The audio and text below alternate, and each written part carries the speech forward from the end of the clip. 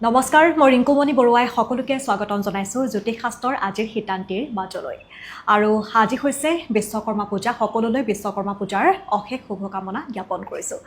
দাদা, স্বাগতম জনাইছোঁ। ধন্যবাদ, নমস্কাৰ। আজি সকলোকে বিশ্বকৰ্মা পূজাৰ বাবে শুভেচ্ছা জ্ঞাপন কৰিলোঁ। যিসকলৰ নিজৰ নিজৰ গাড়ী ঘোঁৰা আছে তেখেতসকলে আজি পুৱা ভাগতে গাড়ী ঘোঁৰা ভালদৰে ধুই ল'ব আৰু অকণমান ধূপ চাকি দেখুৱাব। পাৰিলে দিনটোৰ ভিতৰত যদি অকণমানো টাইম পায় সেই গাড়ীখনক বিশ্বকৰ্মা দেৱৰ মন্দিৰৰ ওচৰত লৈ যাব, পূজা পাতল কৰাব। তেতিয়া নিশ্চয় বিভিন্ন ধৰণৰ দুৰ্ঘটনা আৰু যান্ত্ৰিক বিজুতিৰ পৰা আপুনি ৰক্ষা পৰিব। হয়, আমি কথা পাতিম এই সন্দৰ্ভত। বিশ্বকৰ্মা পূজা যিহেতু আছে, আমি ৰাশিফলৰ মাজলৈও যাম। আমি প্ৰথমে গ্ৰহগতি যাত্ৰা আজিৰ দিনটোত কেনেকুৱা সেয়া জানি লওঁ। হয়, আজিৰ দিনটোত গ্ৰহগতিসমূহ এনেধৰণৰ বহি আছে। শনি মীন ৰাশিত, ৰাহু কুম্ভ ৰাশিত, আজি ৰবি বুধ আৰু লগ্ন কন্যা ৰাশিত বহি আছে।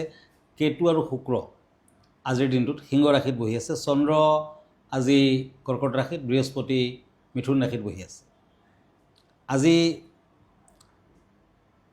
তিথি কৃষ্ণ একাদশী, আজি 31 ভাদ 17 ছেপ্টেম্বৰ। আৰু পৰিক যোগ কৰ্কট ৰাশি, বিপ্ৰবৰ্ণ, পুনৰ্বসু নক্ষত্ৰ। আজিৰ দিনটোত দেৱগণ, যাত্ৰা নাই। আজি সংক্ৰান্তি দোষ আছে, শুভ কৰ্ম নাই। দিনটোত উৰহি খোৱা নিষেধ। এতিয়া আহিছোঁ ৰাশিফললৈ। প্ৰথমতে মেষ ৰাশিসকলৰ ফলাফল। এৰিছ, এখন কাৰ্ড হ'ল পেজ অফ শ্বৰ্টছ, আনখন টেৰট কাৰ্ড হ'ল পেণ্টাকলছ। এই দুখন টেৰট কাৰ্ড মতে আজি কৰ্মস্থানত মধ্যম ফল পাব। দূৰ ভ্ৰমণৰ যোগ আছে। সন্তানক লৈ চিন্তা বৃদ্ধি পাব। শৰীৰত বিষ বেদনা যেন অনুভৱ হ'ব পাৰে। আজিৰ দিনটোত প্ৰেমত সাৱধান হওক। ক্ৰীম কালাৰটো লাকি, পাৰ্পল বৰণটো আনলাকি। এতিয়া বৃষ ৰাশি, টৰাছ, শ্বৰ্টছ এণ্ড ওৱান্স। এই দুখন কাৰ্ড মতে আজি কৰ্মোন্নতি আনৰ প্ৰভাৱ পৰিব পাৰে। বিদ্যাত লোকৰ সংগ নোলোৱাই ভাল, ভ্ৰমণ নকৰাই ভাল, প্ৰেমত আনন্দ লভিব। আজিৰ দিনটোত বৃষ ৰাশিৰ জাতক জাতিকাসকলে ব্লু কালাৰৰ কাপোৰ কানি ইউজ কৰক। পাৰিলে ব্লু কালাৰৰ ৰুমাল এটা হ'লেও দেৱী মন্দিৰত আগবঢ়াওক। গ্ৰীণ কালাৰ আনলাকি হ'ব। মিথুন ৰাশি, জেমিনি, কাপছ এণ্ড ওৱান্স। এই দুখন টেৰট কাৰ্ড মতে আজি পশ্চিম দিশত ভ্ৰমণত লাভৱান হ'ব। শত্ৰু নাশ হ'ব পাৰে। গোপন তথ্যৰ আপুনি সন্ধান পাব পাৰে। শৰীৰ মধ্যম, ব্যৱসায় বাণিজ্যত উন্নতি তথা বৃদ্ধিৰ যুগ। আজি অৰেঞ্জ কালাৰ লাকি, পিংক বৰণটো আনলাকি। এতিয়া আহক কৰ্কট ৰাশিলৈ। কেঞ্চাৰ, ওৱান্স এণ্ড কাপছ। এই দুখন কাৰ্ড মতে আজি কৰ্মস্থানত উচ্চপদস্থ ব্যক্তিৰ লগত সাক্ষাৎ লাভ, সুসংবাদ পাব পাৰে। কিছু পৰিস্থিতিৰ লগত নিজকে মোকাবিলা কৰিব লগা হ'ব পাৰে। আজি প্ৰেমত বিয়া বাৰুৰ যুগ। আজিৰ দিনটোত কৰ্কট ৰাশিৰ জাতক জাতিকাসকলে কেইটামান নাৰ্জী ফুল বিশ্বকৰ্মা দেৱৰ মন্দিৰত আগবঢ়াওক। য়েলো কালাৰৰ কাপোৰ কানি আগবঢ়াওক, আপুনি শুভ ফল পাব। গ্ৰীণ কালাৰ, য়েলো কালাৰ লাকি হ'ব। Blue colour unlucky. দাদা, এখন পত্ৰ লৈছোঁ এইখিনিতে। পত্ৰখনত এগৰাকীয়ে স্বস্তিক চিহ্নৰ বিষয়ে জানিব বিচাৰিছে। তেওঁ ইয়াৰ অৰ্থ কেনেকুৱা কি আপোনাক বুজাই দিবলৈ কৈছে। হয়, স্বস্তিক চিহ্ন হিন্দু শাস্ত্ৰৰ মতে অতি সৌভাগ্যৰ কাৰক। যেনে আজি বিশ্বকৰ্মা পূজা, আজিৰ দিনটোত যদি এটি স্বস্তিক চাইন, স্বস্তিক চিহ্ন আপুনি দেৱ মন্দিৰত, মানে বিশ্বকৰ্মা দেৱৰ মন্দিৰত পূজা পাতল আগবঢ়াই আপোনাৰ গাড়ীখনত আঁৰি ৰাখে, নতুবা ক'ৰবাত লগাই ৰাখে, মানে মিনিমাম আঠাৰে লগাব পাৰে, গামাৰি লগাব পাৰে। আপোনাৰ কোনো ধৰণৰ অপায় অমংগল নতুবা দুৰ্ঘটনা আদি হ'ব নোৱাৰে। অতি পবিত্ৰ। গণেশৰ প্ৰতীক হিচাপেও জনজাত। সকলো দুখ দূৰ কৰে, লক্ষ্মীৰ প্ৰাপ্তি ঘটায়। যদি স্বস্তিক চাইন ঘৰখনৰ কেছ বক্সত নতুবা আলমাৰীত লগাই ৰাখে, য'ত সোণৰ গহনা নতুবা টকা পইচা ৰাখে, তেতিয়া বৃদ্ধি হয়। পঞ্চামৃত স্বস্তিক চিহ্ন ছটিয়াই দিলে আপোনাৰ নিজৰ পবিত্ৰতা থাকে সদায়। আৰু ইম্পৰ্টেণ্ট কামত যদি আগবাঢ়িব, স্বস্তিক চিহ্ন সেৱা কৰক, ধূপ চাকি দেখুৱাওক, আগবাঢ়ক, আপোনাৰ ফল দিব। স্বস্তিক চিহ্ন সদায় চন্দন লেপন কৰিব লাগে। সেইটো চিহ্ন সদায় যদি চন্দন লেপন কৰে তেতিয়া সকলো ফালেদি আপুনি শুভ ফল লাভ কৰিব পাৰিব। ধন্যবাদ। ধন্যবাদ জনাইছোঁ। আমি এইখিনিতে এটি চমু বাণিজ্যিক বিৰতি লৈ লৈছোঁ। বিৰতিৰ পিছত পুনৰ উভতি। বাণিজ্যিক বিৰতিৰ পাছত পুনৰ উভতি আহিছোঁ। আপোনালোকে চাই আছে মৰ্ণিং লাইফৰ এই বিশেষ সিদ্ধান্তি। দাদা, পুনৰ উভতি আহিছোঁ। আমি আনকেইটা ৰাশিফলৰ মাজলৈ যাম। হয়, শ্বৰ্টছ এণ্ড ওৱান্স, সিংহ ৰাশি, লিঅ'। আজি ধাৰ্মিক দিশ প্ৰকাশ পাব। কৰ্মব্যস্ততা বৃদ্ধি পাব। আৰ্থিক দিশত আজি কিছু চিন্তা থাকিব। আজিৰ দিনটোত শৰীৰত মধ্যম ফল। ব্যৱসায় বাণিজ্যত লোকচানৰ সম্ভাৱনা আছে। প্ৰেমত কষ্ট দেখা যায়। আজি হোৱাইট কালাৰ লাকি, গল্ডেন কালাৰ আনলাকি। এতিয়া আহক পেণ্টাকলছ এণ্ড শ্বৰ্টছ। এই দুখন কাৰ্ড কন্যা ৰাশিসকলৰ বাবে।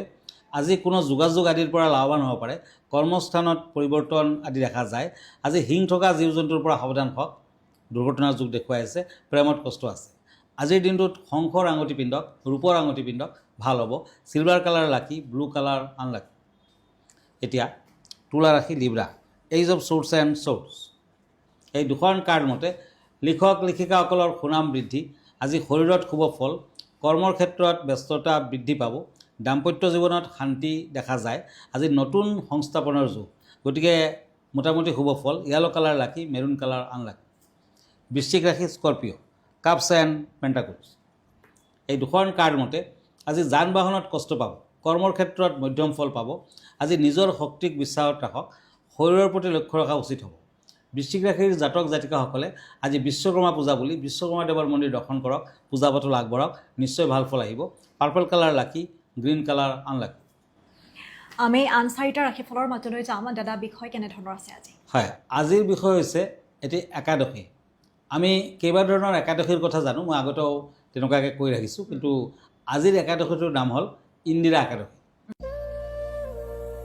ইন্দিৰা একাদশী 17 ছেপ্টেম্বৰ, আহিনৰ কৃষ্ণপক্ষৰ একাদশী। এই শুভ দিনত শ্ৰী বিষ্ণুৰ পূজা কৰা হয়। ইন্দিৰা একাদশীৰ উপবাসে ভক্তসকলৰ দুখ কষ্ট সমস্যাৰ পৰা মুক্তি পাবলৈ সাহায্য কৰে। সেইদিনা সতেজ ফল, বাদাম আৰু শুকান ফল খাব লাগে। এই একাদশী পালনে মহাপাপ বিনষ্ট হয় আৰু সমবেদীয় যজ্ঞৰ সমান ফল লাভ হয়। এই ব্ৰত পালনৰ সময়ত অন্যৰ প্ৰতি দয়ালু আৰু দানশীল কাৰ্যকলাপত লিপ্ত হোৱাৰ পৰামৰ্শ দিয়া হয়। ইন্দিৰা একাদশীত ওম নমঃ ভগৱতে বাসুদেৱায় মন্ত্ৰ জপ কৰিব। 24টা একাদশীৰ ভিতৰত এই একাদশীক সকলোতকৈ পবিত্ৰ বুলি গণ্য কৰা হয়। ইন্দিৰা একাদশী পিতৃপক্ষত পালিত হোৱা বাবে পূৰ্বপুৰুষৰ আশীৰ্বাদ লাভ কৰা যায়। ইন্দিৰা একাদশীৰ উপবাসক ভগৱান বিষ্ণুৰ প্ৰতি আত্মসমৰ্পণৰ এটি কৰ্ম হিচাপে বিবেচনা কৰা হয়। ভিডিঅ'টোত দাদাই খুব সুন্দৰকৈ কৈছে ইন্দিৰা একাদশী কি আৰু ইয়াক কেনেদৰে কি নীতি নিয়ম থাকে এই ইন্দিৰা একাদশীত। যিহেতু একাদশী বুলি ক'লে বিভিন্ন ধৰণৰ নীতি নিয়ম থাকে, নহয় জানো? পূৰ্বৰে পৰা বিভিন্ন ধৰণৰ নীতি নিয়ম কৰি আহিছে, কেতিয়াবা পূজা পাতলো কৰে হয়তো, জানো? উপবাসত, একাদশীত মেইন হিচাপে আপুনি উপবাসত থাকিব লাগিব, লঘোণত থাকিব লাগিব। তেনেকুৱাকৈ যদি আপুনি একাদশী পালন কৰে, আপুনি সকলো দেৱ দেৱীৰ আশীৰ্বাদ গ্ৰহণ কৰিব পাৰিব, লগতে নিজৰ স্বাস্থ্য পাতিৰ বাবে বৰ আপুনি উপকৃত হ'ব পাৰে। এনেও আপুনি সপ্তাহত যদি এদিন হ'লেও যদি লঘোণত থাকে, শাস্ত্ৰই কৈ গৈছে। গতিকে একাদশী কৰিলে কিন্তু আপুনি কেৱল ধাৰ্মিক হেৰি বুলি নহয়, আপোনাৰ শাৰীৰিক ক্ষেত্ৰতো আপুনি যথেষ্ট উপকৃত, যথেষ্ট ভাল ফল আপুনি পাব পাৰে। হয় হয়, নিশ্চয়কৈ। আমি আনকেইটা ৰাশিফললৈ যাওঁ। হয়, এতিয়া পেণ্টাকলছ এণ্ড পেণ্টাকলছ, ধনুৰাশি চেটেৰিয়াছ। আজি কৰ্মৰ ক্ষেত্ৰত সন্মান বৃদ্ধি, মনত দুশ্চিন্তা নাৰাখিব। আজি খৰচাৰ মাত্ৰা বৃদ্ধি পাব পাৰে। আজিৰ দিনটোত শৰীৰত পুৰণি বেমাৰ আজাৰ থাকিলে কষ্ট পাব, প্ৰেমত আনন্দ লাভ। ৰেড কালাৰ লাকি, চিলভাৰ কালাৰ আনলাকি। এতিয়া আহিছোঁ কাপছ এণ্ড শ্বৰ্টছ, মকৰ ৰাশি, কেপ্ৰিকৰ্ণ। আজি কৰ্মৰ ক্ষেত্ৰত জটিলতা বৃদ্ধি পাব, বন্ধুৰ পৰা সাৱধান হওক, দুষ্ট লোকৰ পৰা কিছু অশুভ ফল, প্ৰেমত বাধা আছে, বিদ্যাত শুভ ফল। গল্ডেন কালাৰ লাকি, মেৰুণ কালাৰ আনলাকি।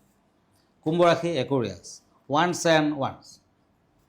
কুম্ভ ৰাশিৰ জাতক জাতিকাসকলে আজিৰ দিনটোত বিশ্বকৰ্মা দেৱৰ মন্দিৰত কেইটামান পদুম ফুল দান কৰক, দক্ষিণাহুতি দান কৰক, লগত মিঠাই আদি দিয়ক, নিশ্চয় ভাল ফল দিব।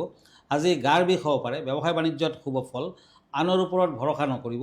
আজি বিভিন্ন সমস্যাৰ সমাধানো হ'ব পাৰে, বিদ্যাৰ্থীসকলে ভবামতে ফল নাপায়। আজি পিংক কালাৰ লাকি, য়েলো কালাৰ আনলাকি।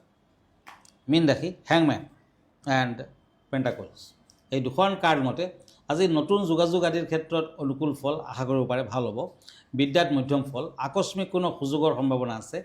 আজিৰ দিনটোত বিদ্যাৰ্থীসকলে লাহে লাহে ভাল ফল পাব। আজিৰ দিনটোত বিদ্যাৰ্থীসকলে বিশ্বকৰ্মা দেৱৰ মন্দিৰত কেইটামান য়েলো কালাৰৰ ফ্ৰুটছ, য়েলো কালাৰৰ ফ্লাৱাৰ অকণমান দক্ষিণ আগবঢ়াওক, নিশ্চয় ভাল ফল দিব।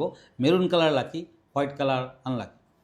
ধন্যবাদ জনাইছোঁ। আমি অনুষ্ঠানটো শেষ কৰিম। দাদা, আপোনাৰ ঠিকনাটো এবাৰ জনাই দিব। হয়, আপুনি এভৰি ছানডে ৰাতি 10টামান বজাত মোক প্ৰাগ নিউজত লাইভ প্ৰগ্ৰামত লগ পাব পাৰে। আপোনাৰ জানিবলগীয়া কুৱেশ্যনখিনি, জ্যোতিষ বিষয়ৰ কুৱেশ্যন আপুনি পোনপটীয়াকৈ মোলৈ কৰিব পাৰিব।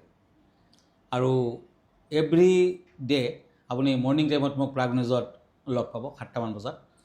আৰু ব্যক্তিগতভাৱে মোৰ লগত যদি লগ ধৰে তেতিয়া আমাৰ ঠিকনালৈ আহিব পাৰে।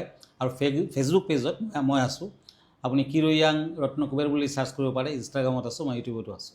আমাৰ ঠিকনা এস্ক্ল'জাৰ কিৰোয়াং ৰত্নকুবেৰ জেমছ এণ্ড জুৱেলাৰী, মণিপুৰী বস্তি, গুৱাহাটী 7, পল্টন বজাৰ। ফোন নম্বৰটো হ'ল 8822911171 আৰু এটা নম্বৰ হ'ল 9085949309। আমাৰ ইমেইল এড্ৰেছটো হ'ল kiroyangexclosure@kiroyang.com। ধন্যবাদ, নমস্কাৰ। আৰু এইখিনিতে অনুষ্ঠানটিৰ পৰা মই ৰিংকুমণি বৰুৱাই বিদায় লৈছোঁ। ধন্যবাদ।